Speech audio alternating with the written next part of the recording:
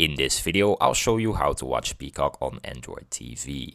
Step 1 is to open the Google Play Store.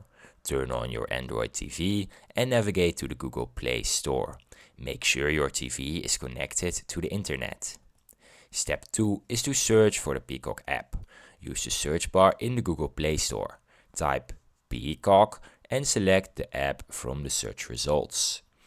Step 3. Download and install the app.